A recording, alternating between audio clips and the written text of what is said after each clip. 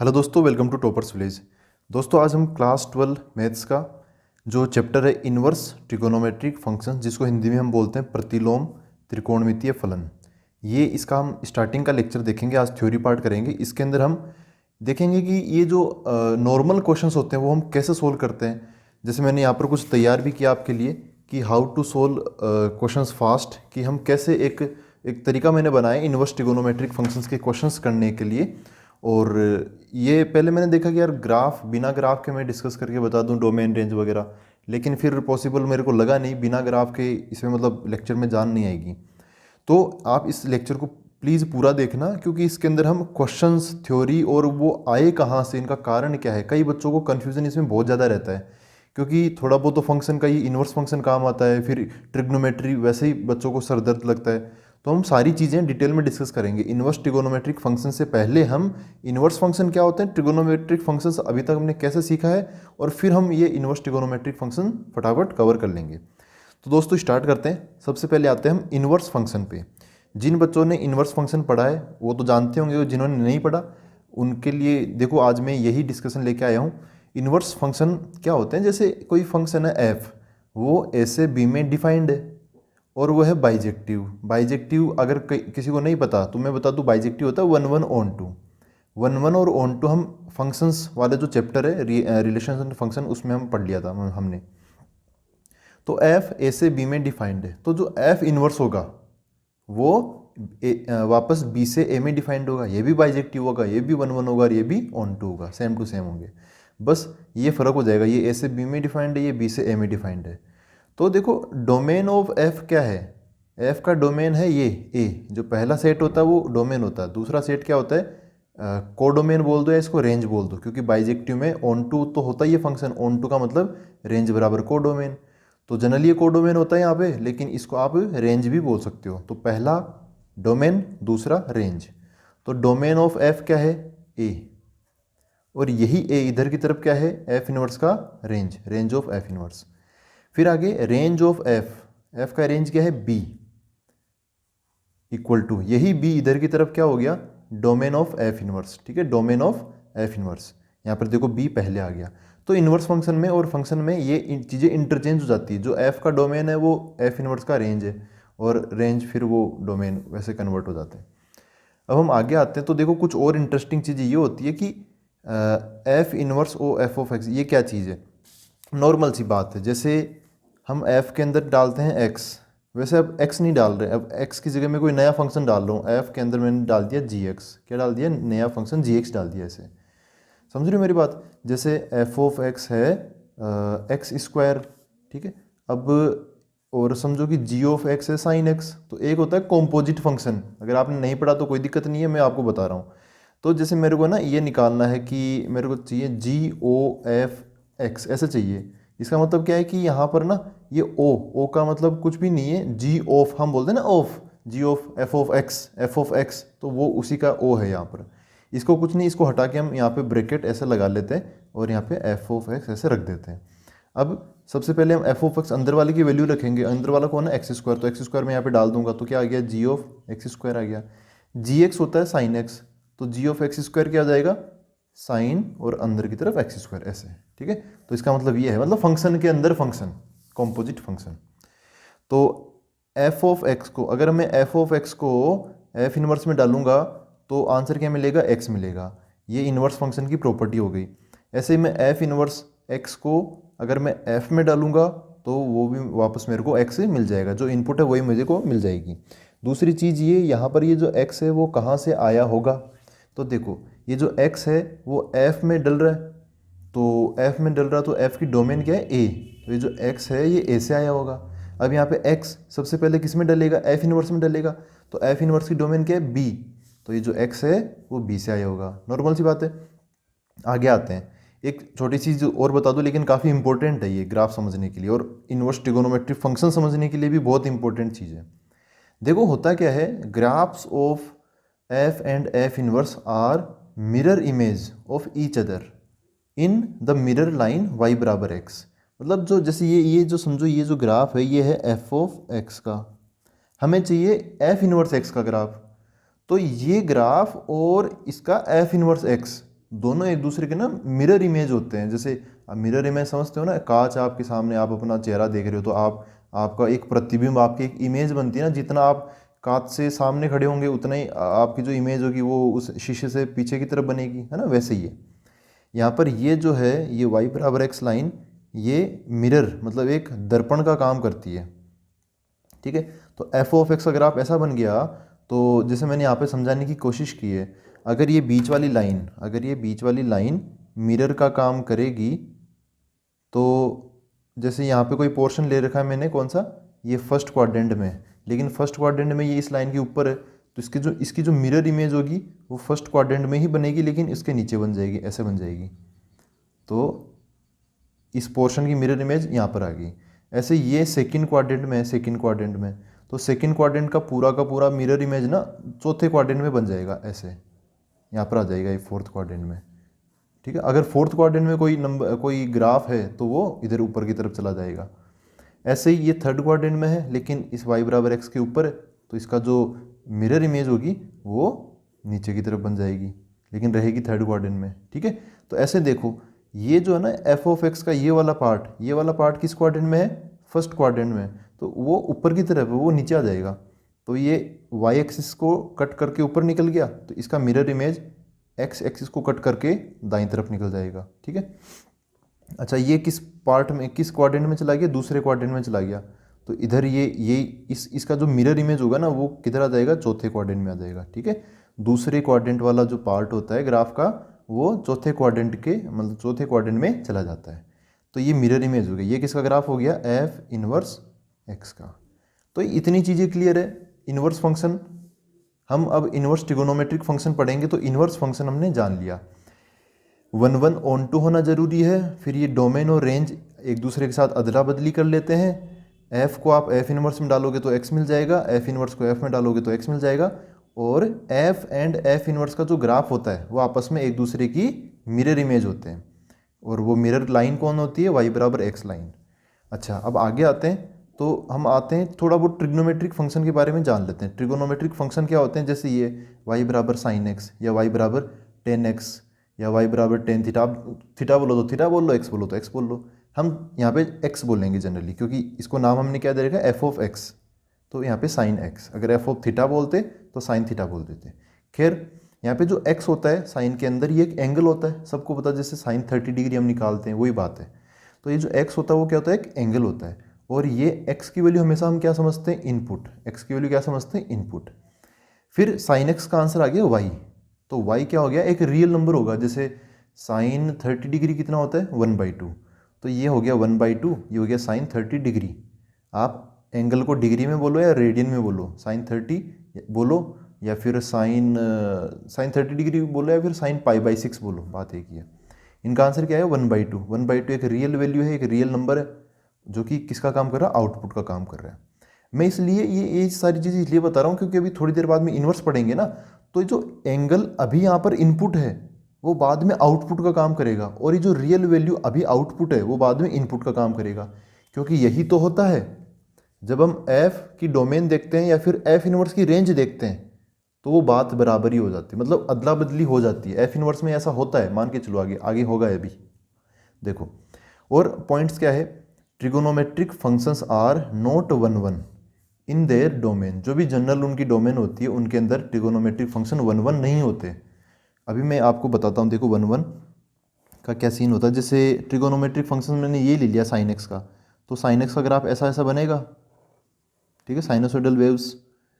ऐसा ये साइन का ग्राफ हो गया, वाई बराबर साइन एक्स, ठीक है। ये 1 1 नहीं है। एक मैंने 1 1 और मैनी 1 में बताया था, एक वो हम हॉरिजॉन्टल लाइन टेस्ट करते हैं। तो जैसे मैं यहाँ पे हॉरिजॉन्टल लाइन बनाऊंगा ना, तो अगर हॉरिजॉन्टल लाइन एक से ज़्यादा पॉइंट पे कट करती है तो वो मिनिमम हो जाता है। यहाँ पर देखो, ये पॉइंट यहाँ यहाँ, ये लाइन कई जगह पे कट कर रही है। हम जानबूझकर लाइन वहीं बनाते हैं जहाँ पर वो ग्राफ को कट करे, और हो सके तो ज़्यादा जगह कट करे। तो ये क्या हो गया, ये मिनिमम हो गया। साइन एक्स का ही नहीं, बहुत सारे ग्राफ और भी है। जैसे मैं अगर आपको 10x का ग्राफ बताऊं, कोस का तो ऐसा बनता है, 10x का ग्राफ कुछ ऐसा बनता है। हम ऐसे वर्टिकल लाइंस बनाते हैं, 11th क्लास की ट्रिगोनोमेट्री में आते हैं ना ये सारे ग्राफ, तो ऐसा ऐसा ग्राफ बनता है 10 का। तो अब वही बात है कि आप यहाँ पर हॉरिजॉन्टल लाइन बनाओगे तो ये कई जगह पे कट करेगी, तो ये भी क्या हो गया, ये भी मेन इवन हो गया, साइन का ग्राफ भी क्या हो गया, मेन इवन हो गया। तो अब देखो यार, जो ट्रिगोनोमेट्रिक फंक्शंस है ना, ट्रिगोनोमेट्रिक फंक्शन, इनवर्स को भूल जाओ थोड़ी देर, जो ट्रिगोनोमेट्रिक फंक्शन है ये तो वन वन तो होते ही नहीं है, तो फिर इन्वर्टिबल केस हो जाएंगे। इनवर्स फंक्शन या फिर इन्वर्टिबल फंक्शन क्या होते हैं, जो वन वन ऑन टू हो, मतलब बाइजेक्टिव हो, तभी हम एफ का एफ इनवर्स निकालते हैं। लेकिन वन वन तो है ही नहीं, तो फिर हम इसका इन ट्रिगोनोमेट्रिक फंक्शंस का इन्वर्स कैसे निकाल पा रहे हैं, हम ये टॉपिक, ये चैप्टर क्यों पढ़ पा रहे हैं। तो देखो इसका कारण क्या है, ये है इसका कारण, but these functions can be made one one onto by modifying their domain को डोमेन। मतलब इनकी जो डोमेन को डोमेन तो कोई बहुत बड़ा इश्यू नहीं है, डोमेन को समझ लो। अब जैसे ये ग्राफ है, ठीक है, ये जो साइन एक्स का ग्राफ है या फिर ये जो टेन एक्स का ग्राफ है, इसके कई सारे पार्ट है, ये पार्ट, ये पार्ट, ये पार्ट। तो ऐसे हॉरिजॉन्टल लाइन में बना रहा हूँ तो ये सभी पार्ट्स को कट कर रही है। अगर हम इसका डोमेन मॉडिफाई कर दें, अब इसका डोमेन क्या है, हम यहाँ से लेके यहाँ तक सारे नंबर ले सकते हैं, वो 90 डिग्री वाले छोड़ दो, तो ये 10 का है ना, तो 10 90 डिग्री पे लफड़ा होता है, तो 10 थीटा, समझ रहे हो। तो अगर मैं ये वाला पार्ट ना लूँ, ये वाला पार्ट ना लूँ, तो बस यही पार्ट बचेगा एक। जब एक ही पार्ट होगा तो मैं ऐसे हॉरिजॉन्टल लाइन बनाऊंगा तो एक ही जगह कट करेगी, तो वो वन वन हो जाएगा। मतलब हमें, जैसे ये साइन का ग्राफ है, तो साइन का ये पूरा ग्राफ ना लेके मैं बस छोटा सा पोर्शन ले लूँ। जैसे समझो कि मैं यहाँ से लेके इतना ही पोर्शन लूँ, ठीक है, एक ही पार्ट लिया मैंने इस टाइप से, ये पार्ट इस टाइप से आ गया। ये साइन का ग्राफ है, पूरा नहीं है, थोड़ा सा टुकड़ा है, हमने डोमेन को मॉडिफाई कर दिया, कट कर दिया, छोटा बना दिया, तो अब इतना सा ही ग्राफ होगा साइन का, ठीक है, ग्राफ का टुकड़ा है ये। तो ये इतना सा ग्राफ ना, ये वन वन हो गया। अब आप ऐसे हॉरिजॉन्टल लाइन बनाओगे तो एक ही जगह कट करेगी, ये क्या हो गया, वन वन हो गया। तो एक मेन्यूवन फंक्शन को काट के हम वन वन बना सकते हैं। काटना कैसे पड़ेगा, उसकी डोमेन को मॉडिफाई करना पड़ेगा। आई बात समझ में। तो ट्रिगोनोमेट्रिक फंक्शन की बेसिक जानकारी हमने देख ली है, तो अब हम आते हैं इनवर्स ट्रिगोनोमेट्रिक फंक्शंस पर। देखो दोस्तों, इनवर्स ट्रिगोनोमेट्रिक फंक्शंस ये सारे होते हैं, जैसे ट्रिगोनोमेट्रिक फंक्शन होते हैं sine, cos, tan, cosec, sec, cot, वैसे ही इनवर्स ट्रिगोनोमेट्रिक फंक्शंस हो गए sine inverse x, cos inverse x, tan inverse x, और cosec inverse x, sec inverse x and cot inverse x, ये प्राइमरी हो गए। अच्छा, यहाँ पे जो इनवर्स है ना, इसका मतलब ये मत समझना कि आपको कहीं ऐसा लगे कि यार ये जो साइन इनवर्स एक्स है ये तो मतलब पावर इसकी -1 है तो इसको मैं 1 साइन एक्स लिख लूँ, नहीं, ऐसी बात नहीं है। तो ये मैं पहले ही कर दूँ क्लियर कि जो एफ इनवर्स है ना, एफ इनवर्स, उसका मतलब ये नहीं कि ये 1/f है, ठीक है, इसका मतलब ये नहीं है, याद रखना। ये एक लिखने का तरीका है, रिप्रेजेंटेशन है, इसका मतलब आप ये पावर मत समझ लेना, ठीक है, ये लिखने का तरीका है इनवर्स फंक्शंस को। तो साइन इनवर्स एक्स का मतलब 1/sin x मत समझना आप, ठीक है। साइन इनवर्स एक्स जैसे साइन एक्स होता है ना, वैसे साइन इनवर्स एक्स अपने आप में एक फंक्शन है, ठीक है। ये 6 अपने प्राइमरी ये फंक्शंस हो गए। अब हम यहाँ आते हैं, जैसे अच्छा ये आते कैसे, ये आया कैसे, पहले ये समझ लेते हैं, इधर समझ लेते हैं कि ये आते कैसे हैं। जैसे ये समझो कि जैसे y बराबर क्या है, y बराबर है अपने पास में साइन एक्स, ये ट्रिगोनोमेट्रिक फंक्शन है, ट्रिगोनोमेट्रिक फंक्शन। तो हम क्या करते हैं, ये जो साइन है, ठीक है, ये जो साइन है इसको इधर की तरफ ट्रांसपोज करते हैं, इधर की तरफ भेजते हैं, तो ये साइन इधर आ जाएगा, तो क्या बन जाएगा, साइन इनवर्स, ओनली साइन को भेजा है तो इसको इधर भेजेंगे। अब भेजेंगे तो लिखेंगे कैसे, तो ये लिखने का तरीका है साइन इनवर्स, ये y का y हो गया ब्रैकेट में, इधर क्या बच गया, ये जो एंगल है ना, एंगल ये फ्री हो गया, देखो ये एंगल फ्री हो गया, पहले साइन x एंगल हुआ करता था ना, अब ये एंगल फ्री हो गया, ऐसे हम एंगल निकाल लेते हैं, ठीक है। अच्छा, ऐसा करने के बाद में एक इनवर्स फंक्शन में एक तरीका होता है कि जो x होता है ना, x, इसको तो हम लिख देते हैं एफ इनवर्स x, और जो y होता है इसको हम लिख देते हैं x। बाकी चीज़ें same to same, sine inverse x बराबर एफ इनवर्स x। समझ गए, एक तरीका होता है इनवर्स फंक्शन में, हम ये पढ़ते हैं। अगर नहीं पढ़ा तो कोई दिक्कत नहीं, कोई बहुत बड़ी बात नहीं होगी, ये मतलब आप यहाँ पे समझ सकते हो। खैर, अब ये चीज़ समझो कि ये हुआ क्या, जो यही है ना, ये चीज़ एफ इनवर्स x बराबर साइन इनवर्स x, यही चीज़ मैंने यहाँ पे लिखी है, ठीक है। तो अब इसको हम एफ ऑफ एक्स बोलने लगे, मतलब अब कोई नया ही फंक्शन है ना। अभी जैसे हमने साइन एक्स से इसको समझा है, साइन एक्स को अगर मैं एफ ऑफ एक्स बोलूँगा तो साइन इनवर्स एक्स को मैं एफ इनवर्स एक्स बोलूँगा। लेकिन अभी ये जो मैं समझा रहा हूँ ना, यहाँ पे मैंने एफ इनवर्स एक्स नहीं बोला, एफ ऑफ एक्स ही बोला है। मतलब अगर हम ये वाली थ्योरी नहीं देखी, साइन इनवर्स एक्स अपने आप में एक फंक्शन है, तो उस हिसाब से मैंने इसको एफ ऑफ एक्स बोला है। ठीक है, तो आप कंफ्यूज मत होना कि इसको भी मैंने एफ ऑफ एक्स बोला है। मैं यहाँ पर साइन एक्स को एफ ऑफ एक्स माना था, इसलिए sign inverse x F inverse x हो गया। अगर हम ये थ्योरी नहीं देखें तो एफ इनवर्स एक्स भी अपने आप में एक फंक्शन है। जैसे इसको एफ इनवर्स एक्स नहीं बोला तो इसको जी एक्स समझ लो, जी ऑफ एक्स, तो वो साइन इनवर्स एक्स एक नया फंक्शन हो गया। ठीक है, उस नए फंक्शन का नाम मैंने एफ ऑफ एक्स डाल दिया ऐसे। खैर देखो, यहाँ पर मैंने बोला था, अभी पहले भी बोला था कि जैसे साइन एक्स है तो सीधा सीधा जब साइन हो तो एक्स जो होता है वो एंगल होता है। ठीक है, इनपुट, और जो वाई, इसका जो आंसर निकलेगा वाई, ये क्या हो गया, रियल वैल्यू मतलब आउटपुट। यहाँ पर क्या हुआ, जैसे ये साइन इधर चला गया तो ये जो वाई था, जो रियल आउटपुट था, वो अब अंदर आ गया, साइन इनवर्स के अंदर आ गया। तो साइन इनवर्स के अंदर क्या मिलेगा हमें, रियल वैल्यू मिलेगी। वो अब इनपुट का काम करेगी, अदला बदली। मैंने बोला था ना, इनवर्स और एफ आपस में डोमेन और रेंज की अदला बदली कर लेते हैं, तो इनपुट आउटपुट की भी अदला बदली कर लेते हैं, एक्स और वाई की अदला बदली कर लेते हैं वो लोग। ठीक है, यहाँ पे एक्स जो एंगल था वो अब फ्री हो गया, अब वो फंक्शन बन गया। तो यहाँ पे साइन इनवर्स एक्स का जो आंसर आएगा ना वाई, वो अब एंगल हो गया, वो आउटपुट हो गया। मेरी बात समझ में आ रही है आपको? जैसे मैं बोलूँ, जैसे कहीं पे ऐसा लिखा हुआ है, फॉर एग्जांपल आप जान पा रहे हो कि जैसे मैं बोलूँ कि साइन, या फिर ऐसे लिख लो, इससे समझ लो, ये इसको समझ लो 1/2। तो 1/2 बराबर क्या होता है, साइन π/6। ठीक है, अब मैं साइन को इधर ले आऊँगा तो क्या बन जाएंगे, साइन इनवर्स 1/2 बराबर कितना हो जाएगा, ये π/6। ठीक है, तो देखो साइन इनवर्स के अंदर क्या चीज़ होती है, रियल वैल्यू। साइन इनवर्स के अंदर जैसे 1/2 है, अब ये 1/2 एंगल नहीं है। ठीक है, अब साइन इनवर्स का आंसर एंगल होगा। समझ गई मेरी बात? ट्रिगोनोमेट्रिक फंक्शन के अंदर हम एंगल डालते हैं, लेकिन इनवर्स ट्रिगोनोमेट्रिक फंक्शन का आंसर आउटपुट एंगल होता है। ठीक है, इनपुट और आउटपुट अपनी जगह बदल लेते हैं यहाँ पर। तो आई होप यहाँ तक आपका क्लियर हुआ है। अब हम आगे आते हैं। देखो दोस्तों, अब हम 1 बाय 1 सारे ग्राफ और एक एक ट्रिगोनोमेट्रिक फंक्शन डिस्कस कर लेते हैं। यहाँ पर आपको क्या चीज़ समझनी है, ग्राफ से तो हम ये सारी चीज़ें सीखेंगे, domain, range, principal value branch, ये काफ़ी इंपॉर्टेंट चीज़ होती है। तो ग्राफ, डोमेन, रेंज आपको सबसे मेन देखते रहना है, इन्हीं से हम क्वेश्चंस सोल्व करने का तरीका भी सीखेंगे। प्रिंसिपल वैल्यू ब्रांच अभी देख लेते हैं ये सारी चीज़ें क्या है। देखो, सबसे पहले हम y बराबर एफ इनवर्स एक्स बराबर साइन इनवर्स एक्स, इसका graph, domain, range, principal value branch, सब कुछ ये चारों चीज़ें इसके अंदर देखेंगे। तो इसको समझने के लिए हमें y बराबर एफ ऑफ एक्स बराबर साइन एक्स से शुरुआत करनी पड़ेगी। साइन एक्स का ग्राफ ये होता है, ऐसा साइनसोइडल वेव्स बनती है। ये 0 डिग्री, ये 0 हो गया, फिर यहाँ पे ये π/2 मतलब 90 डिग्री हो गया। इस पे इसका आंसर कितना आता है, 1 आता है। ऐसे -90 डिग्री पर -1 आता है, फिर वो वापस गिरने लगता है ग्राफ, फिर बढ़ने लगता है। ठीक है, तो ये बताओ कि ये जो साइन एक्स का जो रेंज होता है ना, रेंज हम इस एरो के बाद में लिखते हैं, वो क्या होती है, -1 to 1।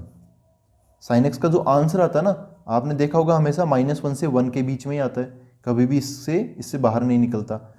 तो मतलब ना तो इस 1 से ऊपर जाएगा, कभी ग्राफ आ जाएगा तो ऐसे लौट के आ जाएगा वापस, 1 से लौट जाएगा, और नीचे जाएगा तो ये -1 के लेवल से वापस लौट जाएगा, ऊपर चला जाएगा। ठीक है, तो इसकी रेंज क्या होती है, -1 to 1। अब चूंकि ये जो ग्राफ है ना, ये तो मेन वन है। मेन वन कैसे, आप हॉरिजॉन्टल लाइन बनाओगे तो कई जगह कट करेगी। तो अब आपको क्या करना पड़ेगा, मैंने क्या बोला था इधर, बाय मॉडिफाइंग देयर डोमेन, हम इनकी डोमेन को मॉडिफाई कर देंगे, और मेन वन जो है ना उसको हम 1 बना लेंगे। 1 बनाते ही क्या हो जाएगा, फिर हम उसका इन्वर्स निकाल सकते हैं। तो अब यहाँ पर आपको ऐसे देखो, रेंज को तो बदलना मत, रेंज क्या है, -1 to 1 है। तो ऐसा कुछ पार्ट सोचो कि ये -1 to 1 कवर हो जाए अपना, और मेनी वन 1 में बदल जाए। मतलब मैं कुछ ऐसी बात कर रहा हूँ, जैसे साइन का ग्राफ यहाँ से ले लेते हैं, ये ऐसे हुआ, ऐसे, ये साइन का ग्राफ हुआ ऐसे।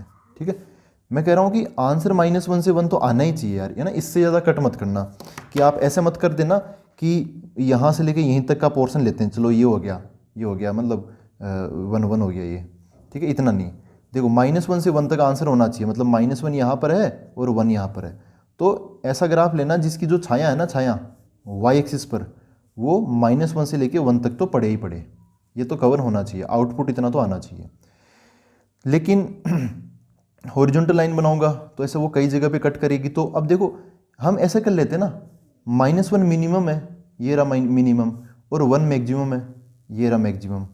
तो अगर हम ऐसा करें कि ये जो ग्राफ है वो यहाँ से लेके यहाँ तक का अगर हम पिक कर लें, एक बार सोचो ये ग्राफ, आप इस ग्राफ के बारे में सोचो, यहाँ से लेके यहाँ तक, ये वाला पॉइंट क्या होता है π/2, ये वाला पॉइंट क्या होता है -π/2।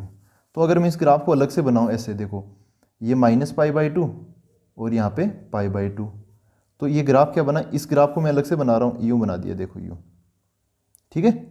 तो ये ग्राफ बन गया। अब बताओ ये ग्राफ कैसा है, ये तो क्या था, पूरा का पूरा ग्राफ था मेन्यू1।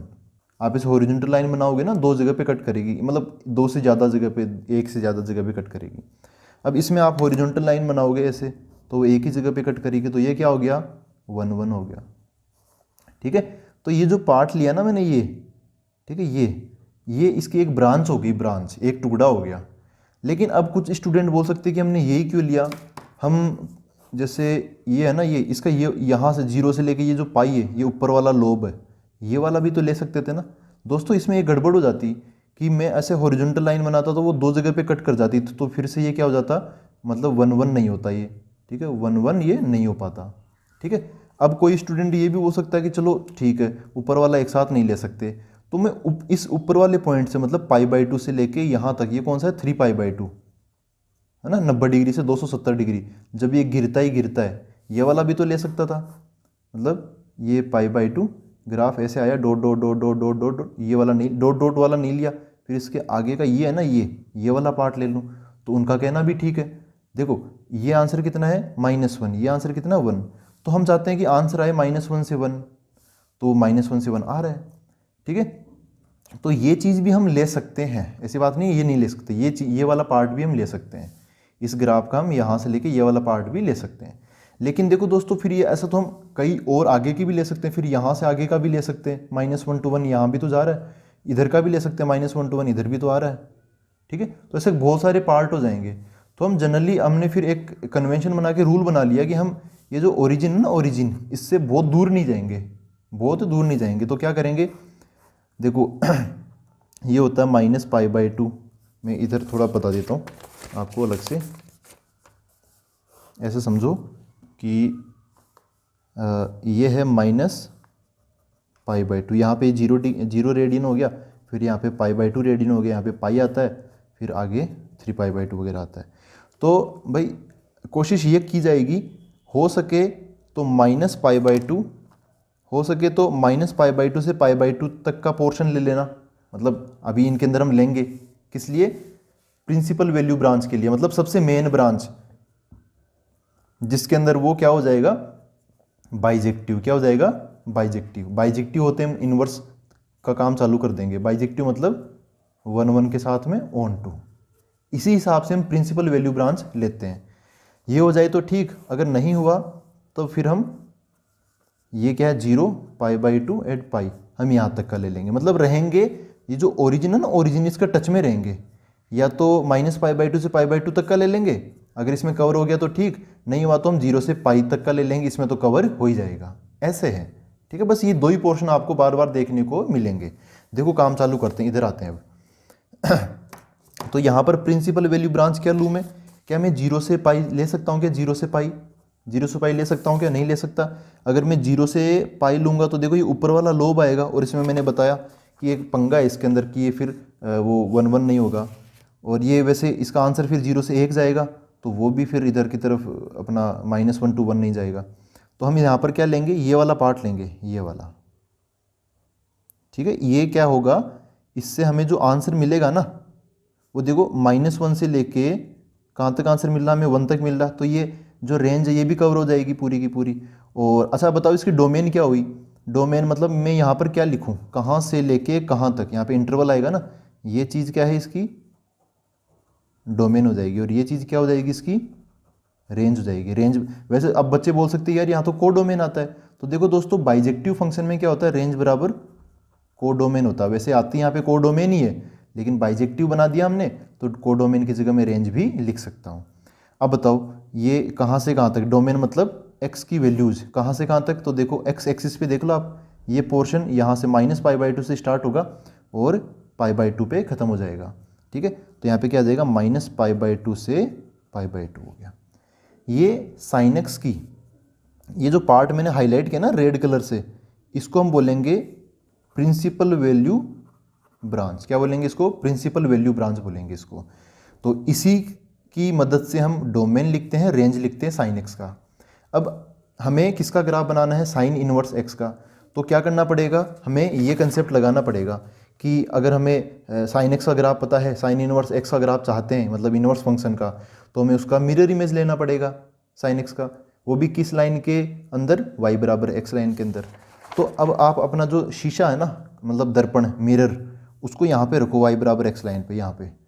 तो उससे क्या होगा, देखो इसको थोड़ा मैं और रफ में बता देता हूँ आपको। ऐसा पोर्शन है अपना, ये जो मिरर है ना, मिरर यहाँ आ जाएगा ऐसे। जो साइन का ग्राफ होता है ना, साइन का ग्राफ वो ऐसे होता है, इधर ये इसके नीचे नीचे ही रहता है, फिर ऐसे चलने लग जाता है, और ये इधर इसके ऊपर ऊपर रहता है, फिर ये इधर वापस लौटने लग जाएगा, ऐसे होता है, ठीक है। ये मैंने प्रिंसिपल वैल्यू ब्रांच बनाई है, ओनली प्रिंसिपल वैल्यू ब्रांच ऐसे। तो इधर देखो ये फर्स्ट क्वाड्रेंट में नीचे की तरफ है, और इधर ये थर्ड क्वाड्रेंट में ऊपर की तरफ है। तो मैंने क्या बोला था कि जो फर्स्ट क्वाड्रेंट वाला ग्राफ होता है ना, वो फर्स्ट क्वाड्रेंट में ही रहता है, लेकिन ऊपर नीचे हो जाता है।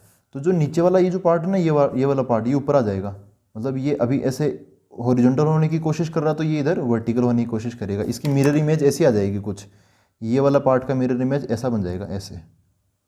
ये अब देखो ये इधर ऊपर की तरफ है, तो इसकी मिरर इमेज नीचे की तरफ आ जाएगी, ऐसे बन जाएगा। तो ये जो है ना, ये वाला ये इसकी मिरर इमेज हो जाएगी। तो यहाँ पर इसका ग्राफ क्या बनेगा, मिरर इमेज लेने के बाद में मिरर इमेज इन y बराबर x में मैंने मिरर इमेज ले ली। तो देखो इसका पार्ट ये ऐसे x, अब ये x की चारों तरफ लिपटने की कोशिश कर रहा है, अब ये y की तरफ लिपटने की कोशिश करेगा, तो कुछ सॉरी थोड़ा ज़्यादा ही घूम गया, ऐसा बन जाएगा, ठीक है।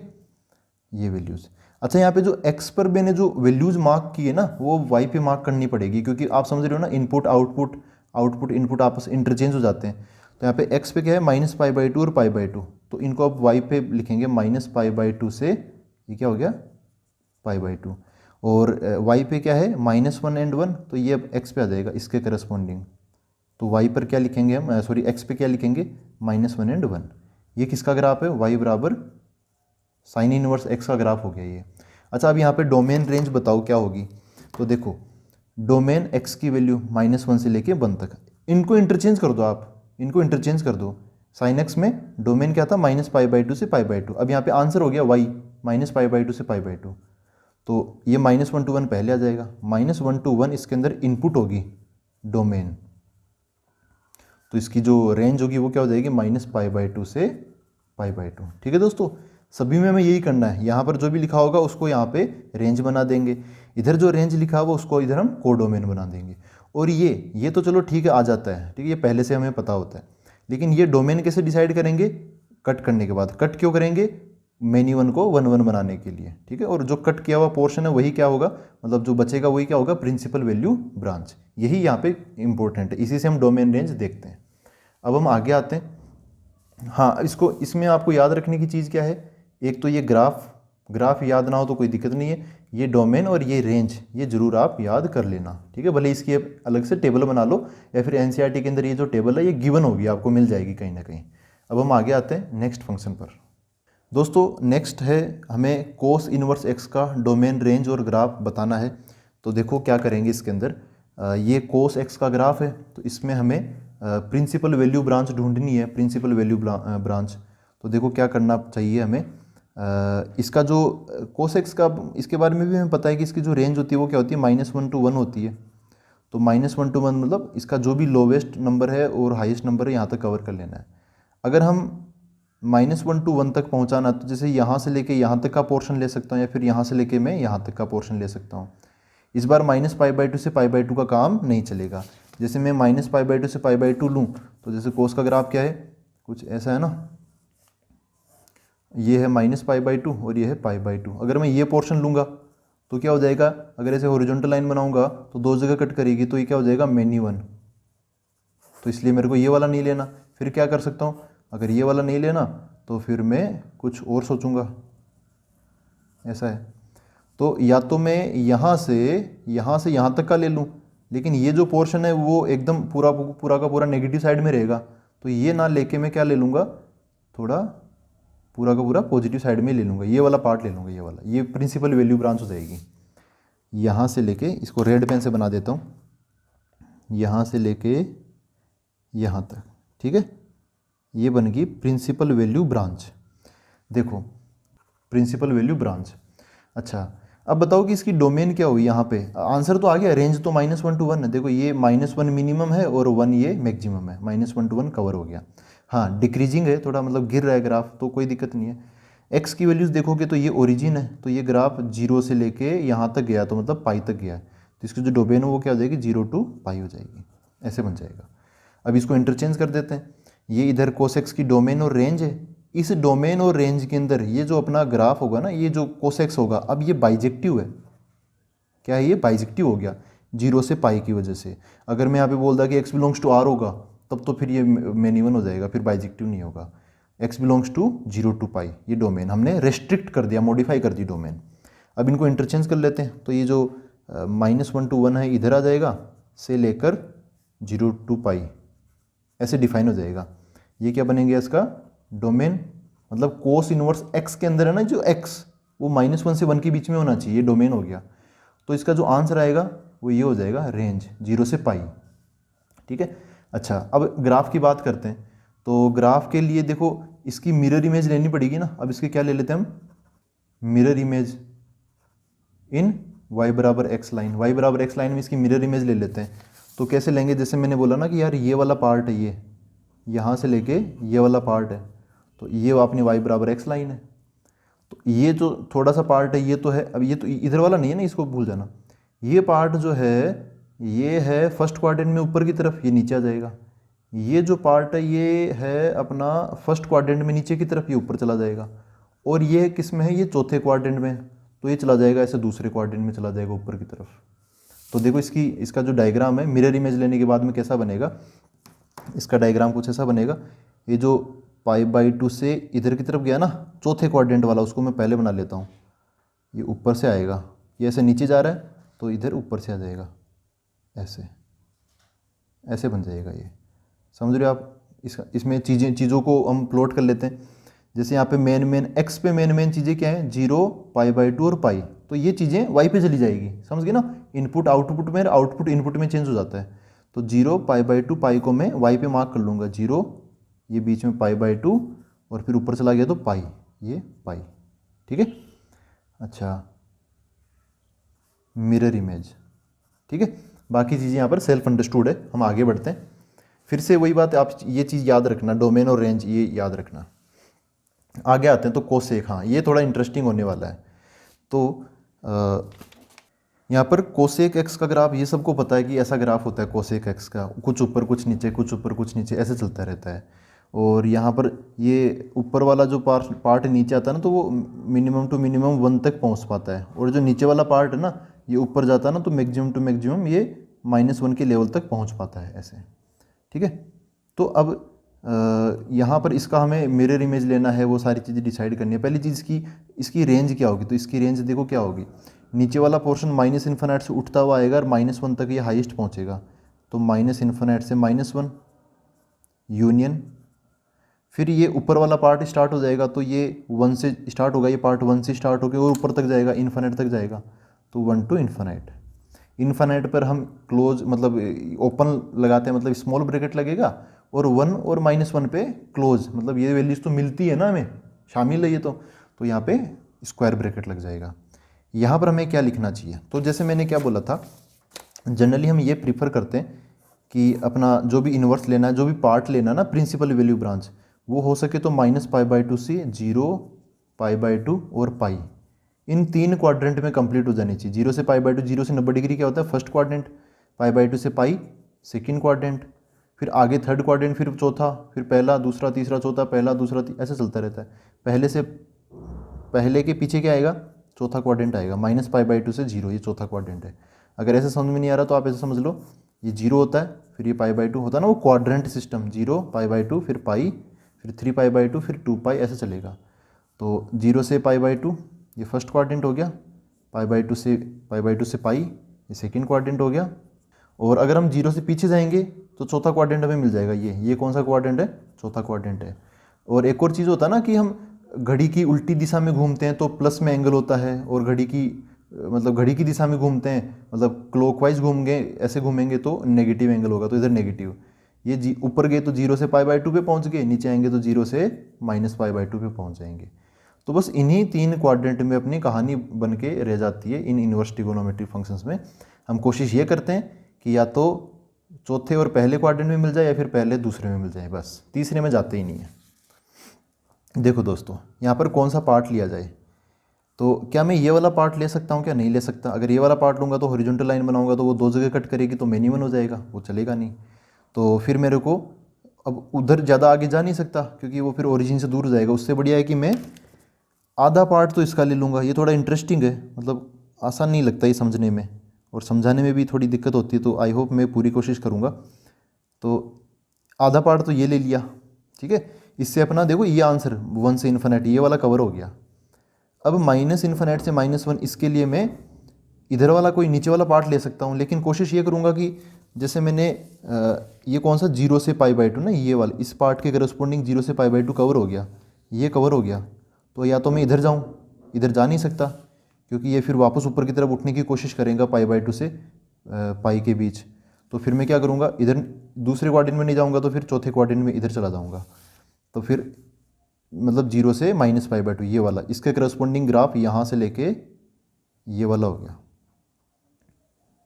समझ गए। ये वाला पार्ट लेना पड़ेगा। तो जो मैंने हाईलाइट किया है यही क्या हो गया अपना प्रिंसिपल वैल्यू ब्रांच, ये और ये दोनों मिलाकर एक प्रिंसिपल वैल्यू ब्रांच होगी, ठीक है। अच्छा, तो अब बताओ इसकी डोमेन क्या है। तो देखो -π/2 से 0 और 0 से π/2। बात यह है कि हमें 0 को हटाना पड़ेगा क्योंकि 0 को ले नहीं सकते ना यार, 0 यहाँ पे थोड़ी डाल सकते हम, कोसेक 0 तो इन्फिनिट होता है, तो 0 को हटाना पड़ेगा। -π/2 से π/2 तो लिखूंगा मैं, -π/2 से π/2, इसमें 0 आ गया उसको मैं हटा दूंगा ऐसे, ठीक है। तो अब ये इंटरचेंज हो जाएगा, ये जो पहले लिखा है सेट ये बाद में लिखूंगा, -π/2 से π/2 -0, और ये जो बाद में लिखा मैंने कोसेक की रेंज, वो इधर कोसेक इनवर्स की डोमेन बन जाएगी, -∞ से -1 यूनियन 1 to ∞, ठीक है। अच्छा, अब ग्राफ बनाने की बात आती है, तो ग्राफ बनाने की बात में हमें ये जो प्रिंसिपल वैल्यू ब्रांच है ना, इसका हमें मिरर इमेज लेना पड़ेगा, वो भी किस लाइन में, y = x लाइन में। तो कैसे करेंगे, देखो आप पहले पॉइंट्स मार्क कर लो, x पे कौन से पॉइंट है, -π/2, 0 और π/2, तो ये y पर आ जाएंगे नीचे की तरफ -π/2, फिर यहाँ पे 0 और यहाँ पे π/2, ऐसा बन जाएगा। फिर ये वाला पॉइंट, अच्छा ये y वाले भी मार्क कर लो, यहाँ पे y वाले हैं -1 और 1, ये x पे आ जाएंगे, इधर 1 और इधर -1। ये वाला जो पॉइंट है, ये वाला पॉइंट कौन सा है, π/2, 1, यहाँ पे क्या हो जाएगा 1, π/2, यहाँ पर आ जाएगा। यहाँ से ग्राफ y एक्सिस की तरफ चला गया तो यहाँ से ग्राफ अपना x एक्सिस की तरफ चला जाएगा, y की जगह x की जगह y, इसकी कहानी में जो भी y है ना और x है उनको इंटरचेंज कर दो तो इसकी कहानी बन जाएगी। फिर यहाँ पे ये वाला जो पॉइंट है कौन सा, -π/2, -1, यहाँ पे हो गया -1, -π/2, मतलब ये वाला पॉइंट। यहाँ से ग्राफ y की नेगेटिव डायरेक्शन में चला गया तो यहाँ से ग्राफ x की नेगेटिव डायरेक्शन में चला जाएगा, ये ग्राफ हो गया। ये ग्राफ किसका है, दोनों टुकड़े एक ही ग्राफ के पार्ट है, और वो ग्राफ का नाम क्या है, y = कोसेक इनवर्स x। ये क्या होगी, डोमेन, और ये क्या होगी, रेंज, ठीक है। अब हम अगले पार्ट पर आते हैं। ग्राफ कॉम्प्लिकेटेड लग रहे हैं तो कोई दिक्कत नहीं, आप तो बस डोमेन, रेंज, और खास तौर से रेंज याद रख लो। सबसे पहले रेंज याद कर लो, बाद में अगर हो सके तो डोमेन, और बाद में हो सके तो ये क्या चीज़, ग्राफ। और ये भी याद ना हो ना तो मैं आपको वो क्वेश्चन सोल्व करने के लिए तो ट्रिक बता ही रहा हूँ, तो आप बस बने रहिए मेरे साथ। यहाँ आते हैं तो ये है सेक एक्स, तो सेक एक्स का ग्राफ ऐसा होता है, ठीक है। अब हमें यहाँ पे पार्ट लेना, तो देखो ये वाला पार्ट तो मैं पूरा ले नहीं सकता क्योंकि ये मैन्युअल हो जाएगा, तो फर्स्ट क्वाड्रेंट तो लेना ही लेना है, ये वाला पार्ट तो मैंने ले लिया, अच्छा, इसकी वो क्या बोलते हैं रेंज, रेंज क्या होगी देखो, वही बात, माइनस इन्फिनिट से उठ के -1 तक जाएगा, फिर 1 से उठ के इन्फिनिट तक जाएगा, तो माइनस इन्फिनिट से -1 यूनियन 1 टू इन्फिनिट, ऐसा हो गया। डोमेन, यहाँ पे डोमेन आएगी, तो डोमेन क्या होगी, यहाँ पे हमें पिक करना पड़ेगा, मॉडिफाई करना पड़ेगा, प्रिंसिपल वैल्यू ब्रांच बनानी पड़ेगी। तो ये कवर होना चाहिए, पहले ये कवर कर लेते हैं 1 टू इन्फिनिट। तो ये ले लिया मैंने 0 से π/2, फर्स्ट क्वाड्रेंट वाला ले लिया, कौन सा, ये वाला। अब उसके बाद में दूसरा पार्ट लेना पड़ेगा, तो दूसरा पार्ट हम क्या बोलते हैं, फर्स्ट क्वाड्रेंट लेने के बाद में या तो सेकंड देख लो या फिर फोर्थ देख लो। तो फोर्थ देखूंगा तो मतलब पीछे की तरफ आना पड़ेगा, तो यार ये तो वही वापस ऊपर ही जा रहा है ना, ये वाला तो कवर ही नहीं हो रहा, तो ये वाला नहीं लेंगे, फिर हम इधर आ जाएंगे, ये वाला ले लेंगे π/2 से पाई वाला। तो इसके करस्पॉन्डिंग ये पोर्शन है ना, ये हम ले लेंगे, ये अपना प्रिंसिपल वैल्यू ब्रांच में आ जाएगा। तो ये प्रिंसिपल वैल्यू ब्रांच में दो लोग हो गए, एक तो ये और एक ये वाला पार्ट, ये ठीक है। तो ये अच्छा, ये इसकी अब डोमेन बताई जाए तो 0 से π/2, और फिर देखो π/2 को टच नहीं कर रहे तो π/2 को हटाना पड़ेगा, फिर आगे क्या है π/2 से पाई, 0 से π/2, π/2 से पाई। तो 0 से पाई लिख देता हूँ मैं पूरा, 0 से पाई, उसमें से हम π/2 को हटा देंगे। क्यों हटा देंगे, π/2 रख के देख लो पता चल जाएगा, सेक π/2 कितना होता है, इन्फिनिट होता है, तो वो हटा देंगे हम, ठीक है। अब ये इंटरचेंज कर देते हैं चीज़ें, तो इधर क्या बन जाएगा, ये इधर आ जाएगा 0 से पाई, उसमें से π/2 माइनस कर दिया, और ये पहले आ जाएगा माइनस इन्फिनिट से -1 यूनियन 1 टू इन्फिनिट, ऐसे बन गया। ये क्या होगी, डोमेन, और ये क्या चीज़ है, रेंज, ठीक है। अब ग्राफ की बात करें तो हमें क्या लेना पड़ेगा, इसका मिरर इमेज लेना पड़ेगा, किस लाइन में, y बराबर x लाइन में। तो कैसे बनेगा पोर्शन देखो पॉइंट्स मार्क कर लेते हैं, y पे क्या है -1 और 1, ये चले जाएंगे x पे, -1 एंड 1, और x पे कौन से हैं मेन, तो ये 0 π/2 और पाई, तो ये तो ऊपर चले जाएंगे। अरे यार ऊपर जगह बनानी थी इस बार, 0 यहाँ पर क्या आ जाएगा π/2 और यहाँ पर आ जाएगा पाई, तो मैं डायरेक्ट पाई लिख लेता हूँ, बीच वाला समझ है ना π/2 है, ग्राफ बनाने के बाद में उसको लिख देंगे। अब यहाँ पर क्या है, ये वाला पॉइंट, ये वाला पॉइंट क्या है, ये 0,1 है ना, यहाँ पे 0,1 है, तो ये x पे चला गया 1,0। यहाँ से ग्राफ देखो, इसके बीच में एक लाइन है वर्टिकल π/2 से, तो यहाँ पर वो लाइन बन जाएगी हॉरिजॉन्टल π/2 पर, कहाँ बन जाएगी वो, यहाँ पे जो भी वर्टिकल चीज़ें हैं ना वो इधर हॉरिजॉन्टल हो जाती है एक्स वाई में, वाई एक्स में। तो ये 0,1 से वर्टिकल हो गया, फिर आगे तो यहाँ पे 1,0 से हॉरिजॉन्टल हो जाएगा ग्राफ, यू बन जाएगा, ठीक है। और बाद में इधर वाला पार्ट क्या है, ये वाला पॉइंट क्या है, -1 सॉरी पाई कोमा -1, तो इधर क्या आएगा -1 पाई, मतलब ये वाला पॉइंट, ठीक है। इधर अगर कोई पॉइंट है ना x, y, इसको इधर आप बोलो y, x, तो इसकी कहानी तैयार हो जाएगी सेक इनवर्स x की इंटरचेंज करके। तो हाँ ये वाला पॉइंट है, इस पॉइंट से पीछे की तरफ आ गई है π/2 के तरफ चला गया, तो यहाँ से ये भी π/2 की तरफ ऐसा चला जाएगा, ऐसा ग्राफ हो गया। ये एकदम क्लियर कट है ना, हर चीज़ को आप बदल लो, वर्टिकल को हॉरिजॉन्टल में, हॉरिजॉन्टल को वर्टिकल में, x, y को y, x में, तो आप बहुत आसानी से ग्राफ बना लोगे। डोमेन क्या है, -∞ से -1 यूनियन 1 टू इन्फिनिट, -∞ से -1 यूनियन 1 टू इन्फिनिट। आंसर कहाँ आएगा, 0 से पाई, 0 से पाई में आंसर मिलेगा हमें, बस ये π/2 नहीं मिलेगा, ये हॉरिजॉन्टल लाइन है ना π/2 की, ये हमें नहीं मिलेगी। अगला पार्ट, अगला ग्राफ देखते हैं। तो दोस्तों लास्ट y बराबर कोट x है, तो हमें y बराबर कोट इनवर्स x, ये इसका हमें ग्राफ डोमेन रेंज बतानी है। तो कोट x का जो ग्राफ होता है वो ये होता है, बहुत सारी ब्रांचेज होती है, इसमें से हमें कोई एक प्रिंसिपल वैल्यू ब्रांच चूज़ करनी है, तो कौन सी ली जाए।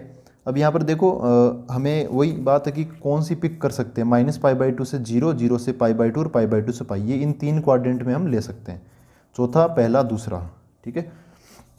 कौन सी ली जाए, यहाँ पर है -π/2, ये चौथा क्वाड्रेंट है, ये पहला, फिर ये दूसरा, इनमें से कौन सा ले। तो देखो ये एक वन शॉट में है ना, ये पूरा ग्राफ जो है ना, ये वाला कोट का ग्राफ, ये पूरा एक साथ ही मिल रहा है हमें। अगर मैं इधर का लूँगा तो फिर ये नीचे का टुकड़ा, और इधर लूँगा तो ऊपर का टुकड़ा लेना पड़ेगा, 2 टुकड़े हो जाएंगे। तो हम ये वाला टुकड़ा ले लेंगे, ये जो मतलब बोलते हैं ना साबूत, पूरा साबूत है, ये वाला पार्ट में प्रिंसिपल वैल्यू ब्रांच के तौर पे ले लूँगा, ठीक है। ये क्या बन गया, प्रिंसिपल वैल्यू ब्रांच। तो ये 0 से पाई बाई 2 से पाई ऐसा हो गया। अच्छा यहाँ पे डिफाइन करें तो देखो इसका जो आंसर है वो पूरा नीचे माइनस इन्फिनिट से इन्फिनिट तक जा रहा है, तो माइनस इन्फिनिट से इन्फिनिट इसकी क्या हो जाएगी रेंज। डोमेन क्या होगी 0 पाई/2 पाई। तो देखो डायरेक्ट बीच में ग्राफ टूटा ही है ना कहीं पे, तो 0 से पाई बोल देंगे हम डायरेक्ट 0 से पाई। लेकिन 0 पर ये ग्राफ इसको टच नहीं करेगा, तो 0 को हमें एक्सक्लूड करना पड़ेगा, शामिल नहीं करेंगे, बस टच ही नहीं करेगा। टच कर जाता तो शामिल कर लेते। और पाई वाली जो वर्टिकल लाइन है इसको भी टच नहीं करेगा, तो पाई को भी एक्सक्लूड कर देंगे। ऐसा हो गया ये डोमेन ये रेंज। चीज़ें इधर बदल जाएगी, ये पहले आ जाएगा माइनस इन्फिनिट से इन्फिनिट मतलब आर, ये आर ही तो है, तो आर इसकी क्या हो जाएगी डोमेन रियल नंबर्स। और रेंज क्या हो जाएगी 0 से पाई। यहाँ पे 0 तो है ही, यहाँ पे एक वर्टिकल लाइन है ना, ये जो ग्राफ है वो पाई पर जो खड़ी है ना वर्टिकल लाइन इस पे बनेगा। अच्छा पहले पॉइंट्स मार्क कर लेते हैं, 0 पाई/2 और पाई ये एक्स एक्सिस पे है, तो ये इधर आ जाएंगे 0 पाई/2 और पाई, ये पाई हो गया और ये अपना पाई/2 हो गया। ये ग्राफ कैसा है डिक्रीजिंग का, तो ये भी डिक्रीजिंग बनेगा, इधर लिख लेता हूँ पाई/2, ठीक है। अच्छा ये पाई पर ऐसे वर्टिकल लाइन है, तो यहाँ पे पाई पे हॉरिजॉन्टल लाइन आ जाएगी, ठीक है। ये ऐसा ग्राफ है। अब यहाँ पे आप क्या लोगे, इसका मिरर इमेज ले लोगे और ग्राफ बनाओगे, तो क्या होगा कि इसका जो मिरर इमेज है ना, देखो आपका जो मिरर होगा y बराबर x लाइन वो ऐसे होगी, है ना। मिरर इमेज किस में लेंगे y बराबर x लाइन में लेंगे हम, तो ऐसे होगी वो लाइन। तो ये जो फर्स्ट क्वाड्रेंट में ऊपर वाला पोर्शन है ना वो नीचे की तरफ आ जाएगा फर्स्ट क्वाड्रेंट में ही, और इधर जो ये नीचे की तरफ जा रहा है चौथे क्वाड्रेंट में वो ऐसे दूसरे क्वाड्रेंट में आ जाएगा। तो इसका जो ग्राफ है कैसे बनेगा, कुछ इस टाइप से बन जाएगा इसका ग्राफ, ठीक है। ऊपर ही बन जाएगा 0 से पाई ऐसे। तो ये किसका ग्राफ हो गया y बराबर कोट इनवर्स x का ग्राफ हो गया ये, ठीक है। तो अब यहाँ पर देखो दोस्तों, आपको डोमेन रेंज वगैरह ये सब याद रखनी है तो ठीक है, नहीं तो मैं आपको एक कुछ चीज़ बता देता हूँ क्वेश्चन कैसे सोल्व किया जाए। क्वेश्चन कैसे आएंगे, क्वेश्चन ऐसे आएंगे साइन इनवर्स -1/2 जैसे ये है, इसको सोल्व या फिर चलो कोट इनवर्स -1/√3 इसको सोल्व करना है, कोट इनवर्स -1/√3 को। तो देखो आप यहाँ पे क्या रखोगे x की जगह -1/√3, तो उसका आंसर कहाँ से, मतलब क्या बताओगे, उसका आंसर क्या बताओगे। अब कुछ बच्चे सोच सकते हैं कि यार जो कोट इनवर्स -1/√3 है इसका आंसर, जैसे कोट का आंसर नेगेटिव कहाँ होता है, तो वो बोलेगा कि फर्स्ट क्वाड्रेंट में तो पॉजिटिव होता है, तीसरे क्वाड्रेंट में भी पॉजिटिव होता है, या तो सेकंड क्वाड्रेंट में होगा या फिर चौथे क्वाड्रेंट में होगा, ठीक है। यहाँ पर भी नेगेटिव होता है, तो या तो सेकंड या फिर चौथा, है ना, ये कन्फ्यूजन रहता है। तो वो यहाँ का आंसर भी दे सकता है, जैसे कोट रियल में 1/√3 कब होता है 60 डिग्री पे होता है, तो अगर वो इधर की तरफ आंसर बोलेगा तो 180 - 60 120 डिग्री बोलेगा, इधर बोलेगा तो माइनस का 60 डिग्री बोलेगा। अब ये दो आंसर हो गए लेकिन आंसर तो एक ही देना है, तो वो कन्फ्यूजन मिटाने के लिए मैंने कुछ ऐसा यहाँ पे बनाया है। देखो क्या है, देखो भाई क्वेश्चन को भी देखते चलो। इसमें अभी तक का जो भी सार है ना वो इसके अंदर डाल दिया मैंने, ठीक है। काफ़ी कुछ सोच समझ के बनाया मैंने। यहाँ पर ऐसे समझो, जैसे कोई भी ले लो, जैसे ये है कोसेक एक्स, तो कोसेक एक्स की डोमेन की तो टेंशन नहीं है, इस पूरे चैप्टर में डोमेन की टेंशन नहीं लेनी आपको। रेंज देखो कोसेक एक्स की रेंज क्या है -π/2 से π/2। ये देखो ये 0 वाली लाइन है, ये 0 डिग्री या 0 रेडियन, इधर जाओगे तो ये क्या मिल जाएगा आपको π/2, और आगे जाओगे तो पाई, ये एंगल हो गया। और 0 से पीछे की मतलब इधर की तरफ आओगे तो क्लॉकवाइज चलोगे तो ये क्या हो गया -π/2 हो गया। ये चौथा क्वाड्रेंट, पहला दूसरा। पहले क्वाड्रेंट में सभी पॉजिटिव होते हैं, दूसरे क्वाड्रेंट में साइन और कोसेक पॉजिटिव होते हैं, बाकी ये कोस सेक कोट ये नेगेटिव होते हैं। चौथे क्वाड्रेंट में कोस और सेक ये पॉजिटिव होते हैं, बाकी ये तीनों जो मैंने यहाँ पे लिखे वो नेगेटिव होते हैं। टोटल 6 इन्वर्स ट्रिगोनोमेट्रिक फंक्शन होते हैं, मैंने 3 इधर और 3 इधर लिख लिए, ठीक है। अब देखो मैं क्या बता रहा था, हाँ जैसे ये कोसेक इन्वर्स एक्स है तो इसकी जो रेंज है ना वो -π/2 से π/2 में आती है। -π/2 से π/2 मतलब यहाँ से लेके यहाँ तक आती है। तो जिन की रेंज -π/2 से π/2 में आती है, साइन इनवर्स एक्स इसका भी आप देखो, साइन इनवर्स एक्स का ये रहा -π/2 से π/2 वो मैंने लिख रखा है। कोसेक इनवर्स एक्स -π/2 से π/2, 0 को हटा देते लेकिन मोटा मोटा -π/2 से π/2। और क्या है टेन इनवर्स एक्स, तो ये कहाँ पर है टेन इनवर्स एक्स, ये रहा -π/2 से π/2। ये तीनों एक जगह पर है। बाकी cos inverse x, sec inverse x और कोट इनवर्स एक्स, इनका आप देखोगे ना तो जीरो से, ये जो ब्लैक वाली लाइन है ये है जीरो से पाई तक। देखो कोट इनवर्स एक्स में जीरो से पाई, और क्या है सेक इनवर्स एक्स, तो ये इधर है नीचे की तरफ, क्या है जीरो से पाई, बीच वाला एक हटा रखा है वो अलग बात है। और क्या था कोस इनवर्स एक्स, तो कोस इनवर्स एक्स ये रहा जीरो से पाई। तो जिन जिन की रेंज जीरो से पाई में है, ये ब्लैक से मैंने बताया, वो फर्स्ट और सेकंड में बिलोंग करेंगे, फर्स्ट एंड सेकंड में उनका आंसर रेंज। और जिन जिन की range minus pi by two से पाई बाई टू में है, वो चौथे और फर्स्ट क्वाड्रेंट में बिलोंग करेंगे, उनका आंसर। अब आते हैं, देखो सबसे पहले साइन इनवर्स 1/2, ठीक है, साइन इनवर्स 1/2, तो ये तो पॉजिटिव है, पॉजिटिव की तो टेंशन लेनी नहीं है। इसका आंसर किस में आएगा, ऑल पॉजिटिव फर्स्ट क्वाड्रेंट में आएगा, ऑल पॉजिटिव मतलब फर्स्ट क्वाड्रेंट के अंदर आएगा।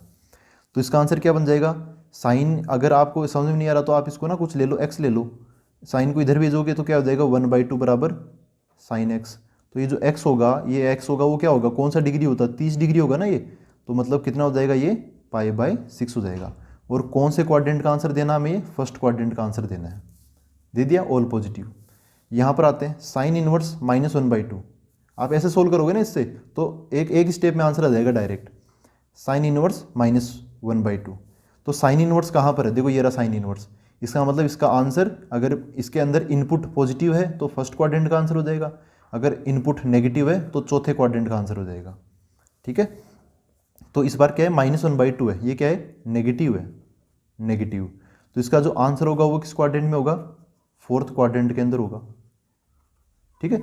अच्छा ये बताओ कि साइन इनवर्स वैसे अगर प्लस का 1/2 होता तो कितना आंसर आता, पाई/6, तो अभी चौथे क्वाड्रेंट में कितना आंसर आ जाएगा, माइनस का पाई/6, है ना, डायरेक्ट हो रहा है। चौथे क्वाड्रेंट में कैसे आओगे, घड़ी की दिशा में चल के ही तो आओगे चौथे क्वाड्रेंट में, इधर से जीरो से एंटर कर जाओगे। हाँ एक और चीज़, यहाँ पे मैंने ना कुछ ये जो लाइन इस पर मैंने ऐसे टिक लगा रखे हैं ऐसे, ठीक है, और जो ऐसे वर्टिकल लाइन है उस पर मैंने ऐसे क्रॉस टिक लगा रखे हैं ऐसे। इनका मतलब क्या है, जैसे आपके दिमाग में कोई एंगल आया 1/2 को देख के, क्या आया 30 डिग्री साइन के साथ, है ना 30 डिग्री, तो 30 डिग्री आप अगर कुछ प्लस माइनस है तो आप इस लाइन पर, ये जो लाइन है ना ये लाइन चौथे क्वाड्रेंट में आना है, तो ये जीरो है और ये क्या है पाई है, तो इस लाइन में आप प्लस माइनस कर सकते हो। जैसे 30 डिग्री है चौथे क्वाड्रेंट में आना है तो 0 - 30 डिग्री, फर्स्ट क्वाड्रेंट में जाना है तो 0 + 30 डिग्री, इधर सेकंड क्वाड्रेंट में आना तो इधर क्रॉस है, तो आप ये बीच वाली लाइन क्या है पाई/2।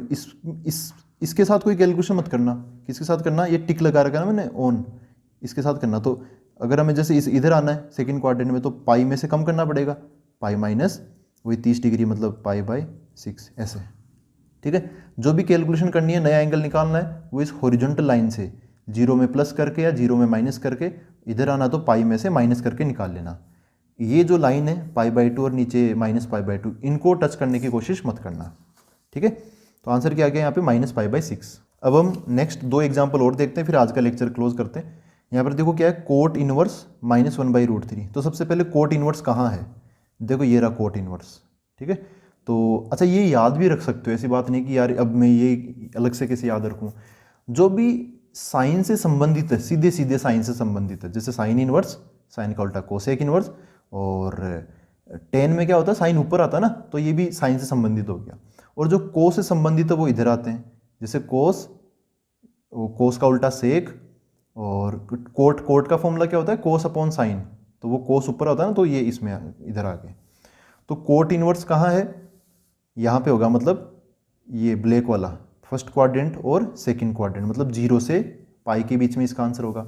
इसके अंदर क्या है negative angle, sorry negative value है, नेगेटिव वैल्यू है, तो इसका आंसर किस में जाएगा फिर, सेकंड क्वाड्रेंट में जाएगा, किस में जाएगा, सेकंड क्वाड्रेंट के अंदर जाएगा। अच्छा पहले ये बताओ कि अगर ये पॉजिटिव होता तो मतलब कोट इनवर्स 1/√3 ये कितना होता, तो कोट का आंसर 1/√3 कब आता है, 30 डिग्री पे नहीं आता, 60 डिग्री पे आता है, मतलब कहाँ पे, पाई/3 पे आता है, ठीक है। लेकिन हमें आंसर कौन सा देना है, सेकंड क्वाड्रेंट का देना है, तो सेकंड क्वाड्रेंट यहाँ पर है, तो यहाँ पर कैसे जाएंगे, अभी दिमाग में क्या एंगल चल रहा है पाई/3, अगर ये प्लस का होता तो पाई/3, तो आप क्या करोगे बताओ, सेकंड क्वाड्रेंट में जाना हमें, पाई/3 तो 60 डिग्री होता है, वो तो फर्स्ट क्वाड्रेंट का है, तो जो पाई/3 दिमाग में चल रहा है ना, वो आप पाई/2 में जोड़ोगे या फिर पाई में से घटाओगे। तो मैंने क्या बोला, आप हमेशा इस हॉरिजॉन्टल लाइन को प्रीफर करना, पाई में से घटा देना पाई/3, तो क्या आ जाएगा पाई-6 पाई/3। आंसर कितना आ गया 2π/3, ऐसे करना, ठीक है। लास्ट सेक इनवर्स -√2, तो इस केस में क्या बनेगा देखो, पहली बात तो सेक इनवर्स कहाँ है, यहाँ पर है, फर्स्ट और सेकंड क्वाड्रेंट में। नेगेटिव है तो फिर सेक इनवर्स का जो आंसर नेगेटिव होगा वो सेकंड क्वाड्रेंट में जाएगा, तो इसका आंसर किस में आएगा, सेकंड क्वाड्रेंट में। फिर आंसर होगा क्या, पहले ये बताओ कि सेक इनवर्स अगर प्लस का ये √2 होता तब इसका आंसर क्या आता, π/4 आता है ना, 45 डिग्री। सेक 45 डिग्री तो होता है √2, मतलब सेक π/4 तो 45 डिग्री है, लेकिन आंसर हम चाहते हैं सेकंड क्वाड्रेंट के अंदर। तो सेकंड क्वाड्रेंट में ये जो दिमाग में π/4 एंगल चल रहा है वो आप इस 90 डिग्री में जोड़ोगे या फिर इस 180 में से घटाओगे, तो 180 में से घटाएंगे, हमेशा ये वाली प्रेफर करना हॉरिजॉन्टल लाइन। तो पाई में से मैं π/4 माइनस कर दूंगा, आंसर कितना आ जाएगा 3π/4, ठीक है दोस्तों। तो ऐसे आप डील कर सकते हो। तो यहाँ पर रेंज इंपॉर्टेंट है, इनकी रेंज मत भूलना। अब हम मिलते हैं अगले वीडियो के अंदर। Thank you very much.